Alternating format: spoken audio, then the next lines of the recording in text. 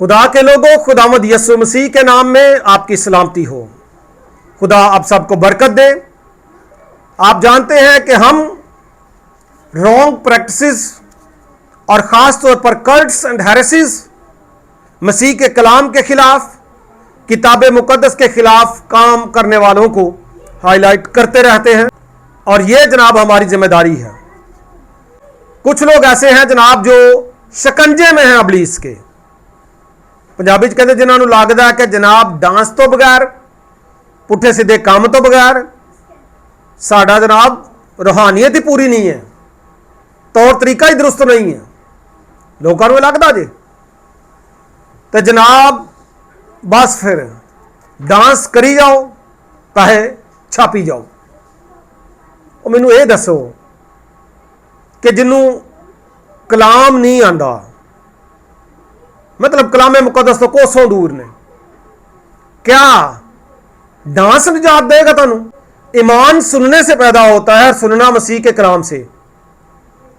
क्या ईमान डांस से पैदा होता है कि जनाब तू फलां स्टेप लाई, तू फलां स्टेप लाई तो जनाब फिर ईमान पैदा हो जाएगा? ये जनाब बेईमान पैदा होएगा। इत्थे इन्हां दी पूछ ते पैर उदों आंदा चूंकि इन्हां दे पापा, मैं पहले भी कई वीडियो से पापा की गल कर चुका हूं, मम्मा ऑफिशियल डांसरस ने, जनाब स्टेजां ते धमाल पा रहे हैं तो जनाब इन्हों लगता कि जनाब पूछ ते पैर रखी तो साडे पापा दी भी।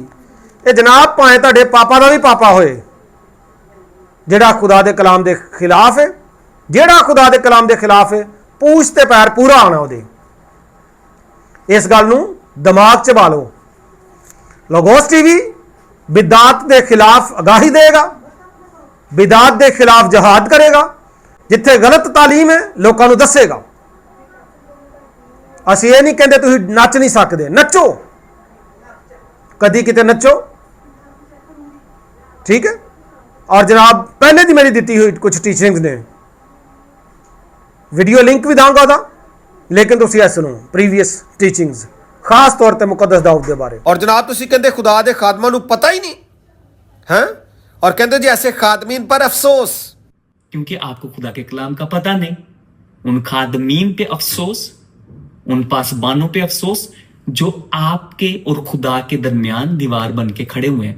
वो उतनी सी बात आपको बताते हैं जितनी जरूरी है आपके लिए, अदरवाइज वो नहीं बताते। और फिर वो डरते भी हैं कहीं उनके कोई मेंबर्स जो वो चर्च ना छोड़ दें। बड़ी गल है जी, वो डरते हैं कि मेंबर कम हो जाएंगे।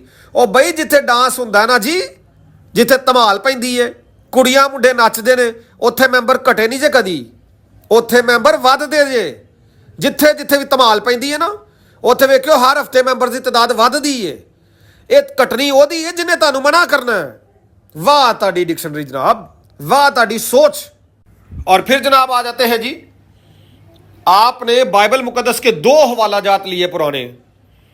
किसी ने आपको पॉइंट आउट किया जूते पर, तो आपने मुकद्दस मूसा का हवाला लिया जी, उसको खुदा ने कहा था जूता उतार दे। लेकिन हम चूंकि वो हैकल वाला कॉन्सेप्ट नहीं है, यह भी बात दुरुस्त है कि खुदा का रूह हमारे दिलों में है, लेकिन आपने जूते को गोलमोल कर दिया और कहा जी नहीं ये जिथे मर्जी लई फिरो। 2 अहदनामा अतीक के रेफरेंसेस आपने लिए, जूते वाले को नहीं मैं ये पाई रखने ने, ये नहीं मैं ला सकता, तो दूसरा हवाला भी तुसीं लिया पुराने अहदनामा दा, वो तुसीं करना है। क्या मंतक है और क्या कलाम दी तशरीह है और क्या सुनने वाले ने जनाब, इनू ही कहते हैं अदमे मार्फत, ठीक है। 2 तुसीं रेफरेंस लाए ने, एक कहते मूसा दी जुत्ती लवाती सी, वो मैं नहीं लानी, ओदी तशरीह तुसीं फर्क करती। दाऊद नचिया सी, ए मैं नचना है जी। शमूएल की दूसरी किताब 6 बाब और 20वीं आयत से आगे लिखा है, इन्होंने जनाब पढ़ी है 21वीं आयत, जिससे मैं बहुत ज्यादा इंस्पायर हूं, ठीक है, वो मेरे दिल में है। मेरी ये आयत लिखा है, और दाऊद खुदावन के हुजूर अपने सारे जोर से नाचने लगा। कुछ लोग कहते हैं कि झूमना चाहिए, नाचना नहीं। मेरे अजीजों, अपनी डिक्शनरीज जेडी ना वो बंद कर दो, बाइबल की डिक्शनरी को फॉलो करें। बाइबल में नहीं लिखा झूमना, बाइबल में नचना ही लिखा है। और फिर दूसरा सैमुएल उसका 6 बाब उसकी 21वीं आयत में लिखा, दाऊद ने मीकल से कहा, यह तो खुदावन के हुजूर था जिसने तेरे बाप और उसके सारे घराने को छोड़कर मुझे पसंद किया, ताकि वो मुझे खुदावन की कौम इस्राएल का पेशवा बनाए। सो मैं खुदावन के आगे नाचूंगा। ये मेरा जवाब आपके लिए है। वाह, ठीक है जी, दाऊद नाचा था, उसने ये कहा था। तो जनाब पास्टर साहब भी कहते ने मैं तो नाचूंगा। वाह ताड़े जनाब पास्टर जी वाह। और इस तो जरा पिछे पढ़ लिए, मैं अगे भी दसिया, कहते ने सियाक, और इन्हों कहते ने कलामे मुकद्दस की समझ बूझ। ठीक है जी, और वो असी देनी है। 20वीं आयत से लिखा है, तब दाऊद लौटा ताकि अपने घराने को बरकत दे, और साउल की बेटी मीकल दाऊद के इस्तकबाल को निकली और कहने लगी कि इस्राएल का बादशाह आज कैसा शानदार मालूम होता था, जिसने आज के दिन अपने मुलाजमों की लौंडियों के सामने अपने आप को बरहना किया। क्या किया जी? दसो जी, क्या किया? अपने आप को बरहना किया, जैसे कोई बांका बेहियाई से बरहना हो जाता है। ये भी करो, तादाद ताड़ी वध जानी जे। अपने मतलब के हवाले ना चुको। ओ बई उन्हें एक बारी नाची ले आए, एक बारी वो भी हैकल तो बाहर, वो भी इतना बड़ा काम होया सी कि आहद दा संदूक लैके आ रहा सी, उन्होंने बहुत ज्यादा खुशी सी। ठीक है, तो एक बारी नाची पे आए। तुसी रोज नची जाओ, नचाई जाओ पूरे टब्बर नूं, सारी जनाब जमात नूं। तो मैं कलीसिया भी नहीं कहांगा, तुहानूं समझ ही नहीं है कि बई नचना किंज हुंदा। और नचना जड़ा माहौल या माकौल जड़ा लफ्ज़ है डिक्शनरी के मुताबिक, वह मतलब है बातनी खुशी की इंतहा, खुशी का इजहार करें। तो जरूरी नहीं है कि जनाब तुम चर्च से आके स्टेज से चढ़ के बीबियां के सामने नचना, ये तो गलत है। वो जो खुशी हुई उदों नचो। फर्ज करो जी किसी की लाटरी निकल आई है, प्राइज बांड निकल आया, उसकी जरूरत सी, दुआ करता सी, अच्छी अमाउंट उन्होंने मिल गई है, वो जो उन्होंने पता लगे उदों ही नचे। मैं तो नाचूंगा, दाऊद भी नचिया सी। वो जनाब अहद दा संदूक लैके आया, बड़ी खुशी के नाल उहदे अगे नचिया। एक होर रेफरेंस है बाइबल मुकद्दस दा, और उत्थे एक बीबी ने डांस किया सी। खरूज की किताब 15वां बाब 19वीं आयत से आगे लिखा है, इस गीत का सबब यह था कि फिरौन के सवार घोड़ों और रथों समेत समुद्र में गए और खुदावंद समुद्र के पानी को उन पर लौटा लाया, लेकिन बनी इस्राएल समुद्र के बीच में से खुश्क जमीन पर चलकर निकल गए।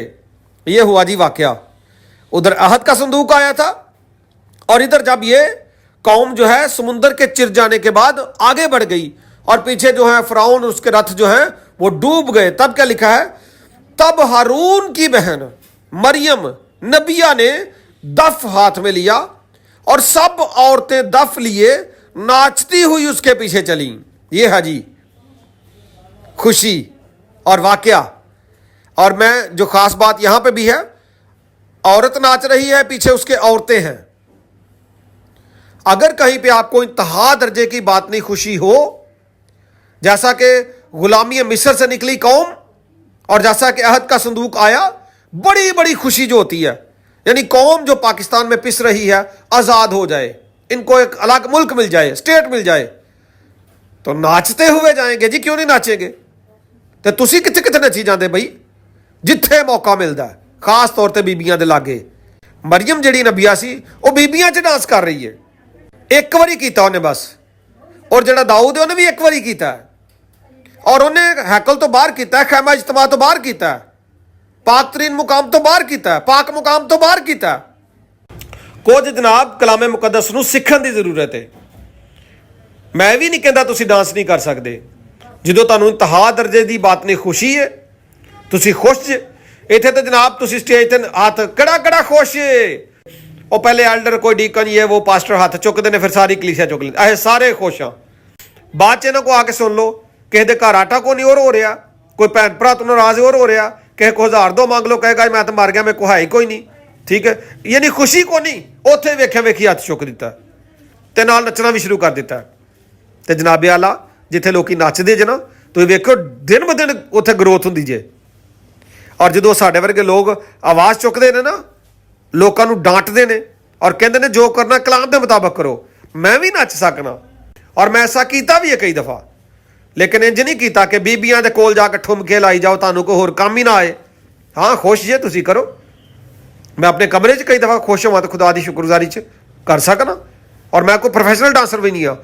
इत्थे तो लोग सीखते हैं, पहले प्रैक्टिस करते हैं शीशे अगे खलो खलो के, ਪਹਿਲੇ ਫਰਕ ਡਰੈਸ ਪਾ ਕੇ, ਸ਼ੂਜ਼ ਵੀ ਇਸ ਲਈ ਨਹੀਂ ਲਾਉਂਦੇ ਜਨਾਬ, ਡਰੈਸਿੰਗ ਵੀ ਐਸੀ ਕਰਦੇ ਨੇ, ਸੋਹਣੇ ਲੱਗੀਏ, ਮਿੱਥਲ ਲੱਗੀਏ, ਕੁਝ ਹੋਰ ਲੱਗੀਏ ਜਨਾਬ, ਅਸੀਂ ਜਨਾਬ ਕੋਈ ਉਹ ਹੀਰੋ ਜੇ ਲੱਗ ਕੇ ਨਾ ਡਾਂਸ ਕਰੀਏ।